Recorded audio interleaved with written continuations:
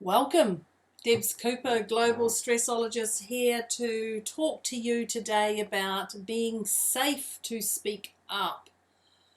So I would love to know where you're from in the world. If you could let me know, that would be super exciting. And thank you for joining me. So let me talk about what actually safe means. So this has been an interesting one that's come up this last week, and I thought this would be a great one to talk about, clearly, if things are happening out there in the world. So I thought first I'd just talk about what being safe means. And so being safe to me means there's no comeback, and I'm talking about when you speak up. So it means that there's no comeback in what you say, no comeback in what you do, no comeback, I just remembered something, in what you say or do, and there's no judgment that comes in. So when I think about that, it's like a jury, Jury, and you're guilty. So it's actually what gets said to other people, to yourself, to witnesses, etc., can be held against you later down the track. So that's when I talk about a jury and being guilty. So that's the safe meaning. When I talk about speaking up, I'm talking about having a voice and being able to speak freely without those effects of the safe meaning. Basically, being okay with what you say and when you choose to say it would be the crunch of it. So being safe is important, really important, to having the right people around you. At any time you're going to be safe, you must have the right people around you. So when I talked about that safe meaning, I talked about no comeback. So you've got the people who are on your side. No judgment, those ones around you having no judgment, the ones who would, now I'm not saying stand up in court and lie for you, but those ones who can actually see the bigger picture of what's happening. So it's really important to, if you're going to be safe, is to have the right people around you who will be able to give you some guidance, and I'm going to talk about that in a minute. But I would love to think that everybody should be safe 100% of the time.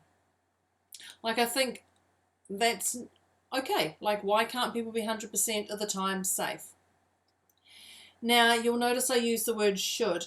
And should is often an unrealistic expectation that I am putting on you, or I am putting on others, or somebody is putting onto me by using that word should. So when I break down that meaning of being safe 100% of the time, I think it could be realistic, but when I actually really look at it, it's totally unrealistic. When I look at the bigger picture of everything, it's totally unrealistic to think that someone is safe 100% of the time. If you'd like to talk to me about that, then go for it, because I'm sure there's people going, no, I can be safe 100% of the time. You can, but then other people around may not be. Things may come in to humble you for something, so that's not going to put you into a safe space. So you may feel comfortable being safe in what you are, but other people may enter into your bubble that are unsafe. So that's when I say everyone should be safe 100% of the time, but it's actually unrealistic. So when I think about this, I go to the people and I think about people, and I'm aware that people aren't safe. And I'm talking about others' perception of you, or me, or anyone else out there, your family, your partner, your boss, whatever, it's others' perception. So people have judgment. People have judgment. People judge. Like, that's a fact. You just have to have the right people around you who don't judge you for what you do, but give you guidance. And I'm going to talk about them in a minute. Clearly, I'm going to talk about it a lot sooner than I think.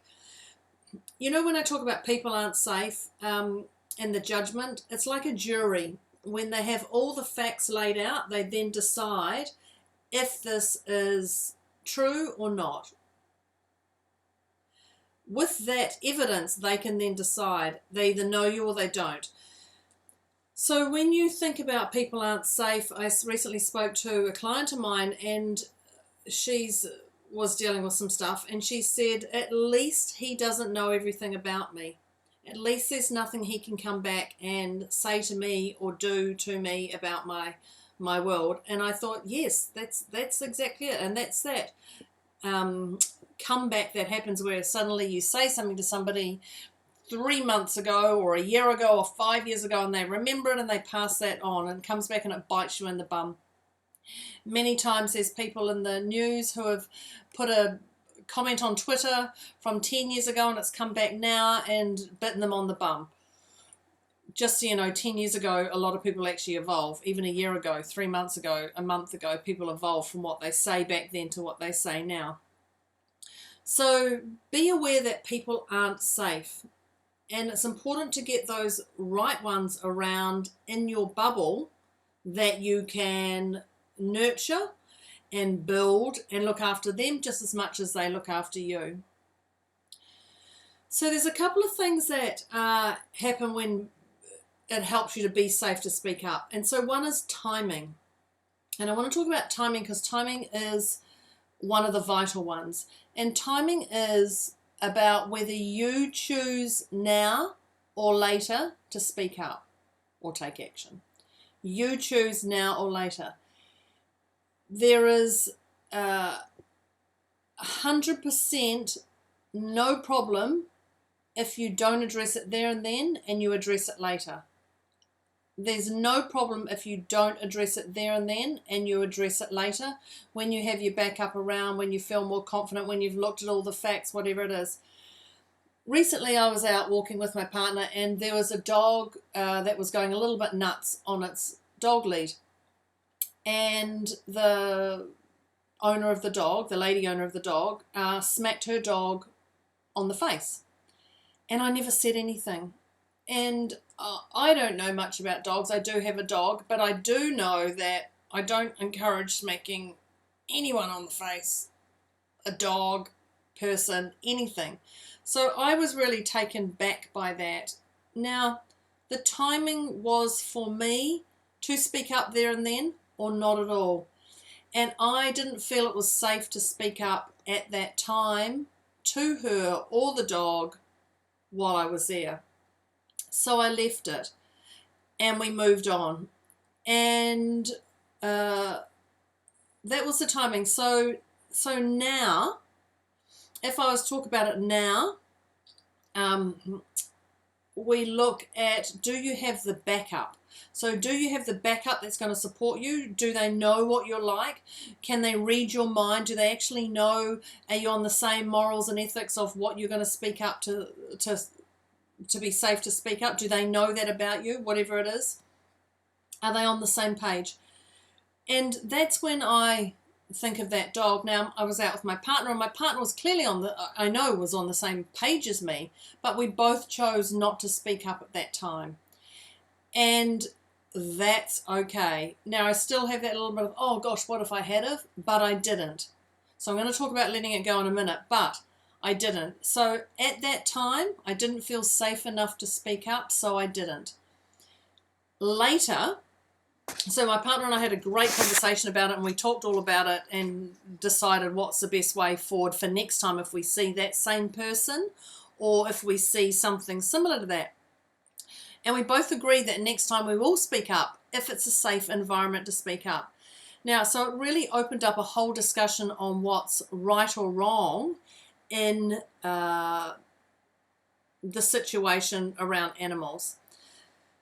But I will say, if you are in a physical situation and you are not safe, if you're in a physical situation and you're not safe, and you think shouting or screaming or whatever is the way to get you out of it, and that's the only way you can think of, then shout loudly, extra loud, vocally loud. Pull out all your voice box and shout. In fact, do anything you can to get yourself out of that situation.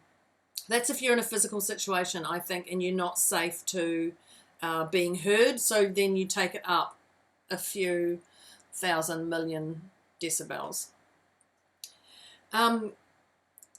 When I think about this, I just also want to reiterate that yes means yes. And you know the next one I'm going to say is no means no. And I know I'm talking about being safe to speak up, but no means no. Maybe means maybe. Yep, maybe means maybe, but also no means no. Just to reiterate that, and so everyone can change their mind, everyone can, whenever they feel like it. If you feel like you've said yes, yes, yes, and you want to change your mind to no, change your mind. And that's even right up to that last minute that you can possibly go. If you feel uncomfortable or unsafe or whatever situation you're in, then say no. And you want out, say no, speak up as loud as you can if you need to. The other thing with being safe to speak up is finding somebody neutral to talk to, who's got your corner, who has your back and can be there for you. And so when I think about that, it's wise to have a professional, someone who can give you decent advice, and it's not just advice, but it's decent advice. And when I say decent advice, something that they haven't held on to from their past life and their stories that they're attaching to you right now. So something that has happened to them that they aren't trying to go, you need to do this, because of something that's been a past hurt in their world. So you want someone to give you decent advice, and a professional, and also someone who can hold a secret. And when I talk about hold a secret, someone who can hold it in and help you negate your way through this before shite gets real. So I just think about that. So when I think about that, there was a situation I was in with a client, and the person had witnessed something pretty horrific. So during that time, they came to me, and we gathered the evidence for what had happened, and we gathered a lot of evidence in a short span of time while protecting as many as we could for that situation until we could hand it to the next level. And with that situation, it just allowed us to have that secret and hold that secret, and that person had a professional to talk to that didn't affect their world, their friends, their family, their business colleagues, the children, anything else around. So it allowed them to protect that, and we became a bubble that we could sort out what was the best way forward. So please find somebody neutral in the situation who can help you. I'm just going to say find someone neutral. There's a thing called regret and guilt. And so when I talk about regret and guilt, if you have regret or guilt or shame that you've done something, so if I was holding on to that memory of that dog and actually not being able to let it go and thinking, oh my gosh, I should have saved that dog, or whatever my mind was thinking. When you carry guilt and you carry that shame and regret, it becomes heavy in your world. It becomes heavy in your life. You don't eat properly, you can put on weight, you become frumpy, your mood swings are going emotionally, craziness comes into play, whatever it is. So you'll notice that stuff that happens to you when you get to that point. So it's wise to get pen and paper. I was trying to find pen and paper to show you. Pen and paper. And look at what lessons did you learn from that situation. If you can't see the lessons, you're going to learn it again and again and again until you learn those lessons as they go up the scale of ladder. So what lessons did you learn in that situation? Know that you've helped everyone around the best you could at that specific time, and then you have to let it go. Let it go. Know you did the best at that time, the best with what situation you had, and now you have to let it go from your mind and allow those lessons to be part of your world, that you're not going to do it again, or you are going to do it again, or whatever. If you're going to change it a little bit differently, you must let it go, because that guilt, shame, emotion is just going to destroy your world the longer you hold it in.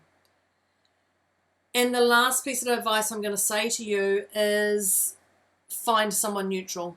Find someone neutral to talk to about the situation so that it can be handled wisely, or even just offloading.